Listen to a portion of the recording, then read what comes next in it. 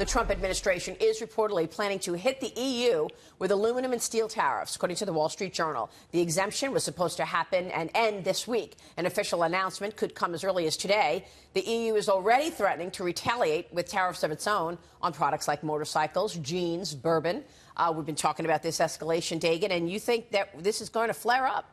It is flaring up, and it's not just, again, to Connell's point, if China is your enemy in terms of trade and you want to get tough on the theft of technology and intellectual property, demands from China that American companies to do business there must hand over their technology, then you lock arms with your allies. You lock arms with the European Union and Canada and even Mexico, and you take on China because we're more powerful as a large group than just as an individual. But that's not what has happened. We have uncertainty in terms of trade and tariffs with steel and aluminum in Europe, with Canada, with Mexico, and now with China. And the whole thing looks like a big fat mess, quite frankly. You've already seen this is based on research done by the Wall Street Journal. Slower job growth since these steel and aluminum tariffs were announced, slower job growth in the top 10 steel cities in this country, with 4 of those 10 seeing declines in jobs.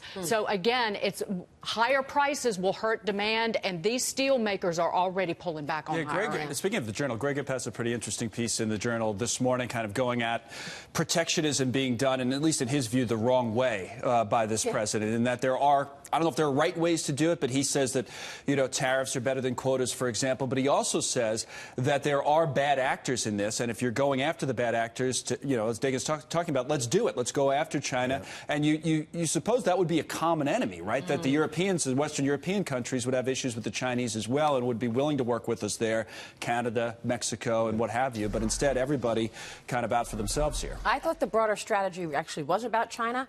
But now that these exemptions we're facing this deadline, the exemptions are going to be lifted. Obviously, it's not just about China. I see 2 different paths. I see first the one with the EU I don't think is smart. We should be talking about how we get our transatlantic treaty back in schedule, how we actually start doing trade with the pan-Europe again. That's 60% of the world. We should be able to figure out how we trade with them. With respect to, I think, Connell, what you were saying, if quote-unquote the enemy is China, I was on the President's Export Council, which was bipartisan. It was all corporations. I would actually say most of them were leaning right, certainly against regulation, pro-business. And the reason TPP existed was really to go after China. The 11 nations that are part of it were all the largest trading partners in Pan-Asia to attack China. And so the best way to compete with China is to make sure you're trading with everyone around them so they don't dominate. So I hope that, there's rumors that, the President Trump's administration wants to get TPP back on.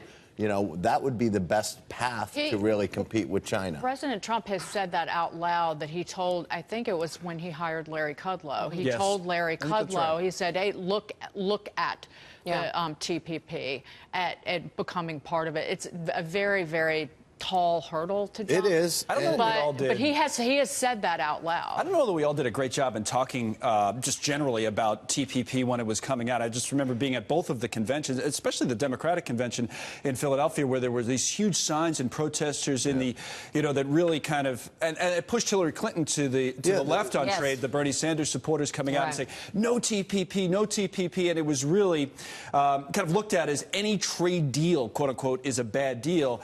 And none of this conversation that we're having now, that TPP was actually meant as a strategic alternative to China and the Asia-Pacific region, none of that was really brought up at the time. It was all just in this one big basket about free trade being bad for jobs in the U.S. What was fascinating is everyone got, as you said, either pushed to the left or pushed to the right. It was too populist or too nationalist. That's kind of how the campaign went. But if you really look at it, you had Trade Promotion Authority passed that gave the president the ability to actually just do executive orders on trade at 51 votes. Well, we'll see about the China situation because we have a deadline coming up in terms of the North Korea summit. I mean, maybe the president is waiting to see what takes place in terms of North Korea before making any hard decisions in terms of China. Secretary of State Mike Pompeo, of course, is set to meet with a senior North Korean official in New York this morning. This would be a second high-level talk. These talks are aimed at determining whether the summit between President Trump and Kim Jong-un originally set for June 12th, will in fact proceed. The main point of contention, North Korea's nuclear arsenal. Here's White House Press Secretary Sarah Sanders and what she said about that sticking point. The conversation is going to be focused on denuclearization of the peninsula. That's what these ongoing conversations taking place now will be centered on, as well as this summit that would take place in Singapore. And we're going to continue, as long as that is part of the discussion, we're going to continue to shoot for the June 12th. I mean, up until now, it feels like China has been helpful in terms of helping to get North Korea to the table. Do you think the summit happens? You know, I hope it happens. I think this would be, I hope there are some terms set in advance. You're not going to set all the terms in advance, and you're not going to actually pre-agree on denuclearization and what's frozen and what we're doing with military. There's going to be a negotiation. But I hope that there's a summit, because I think the start of diplomacy is only a good thing. But certainly it has to be with some preconditions. Do we believe them, the North Koreans, that they actually will denuclearize? Complete, irreversible denuclearization. Not happening. Not happening. But again, I think that if you've got John Bolton as your national security advisor, that's what he's going to be pushing the president to.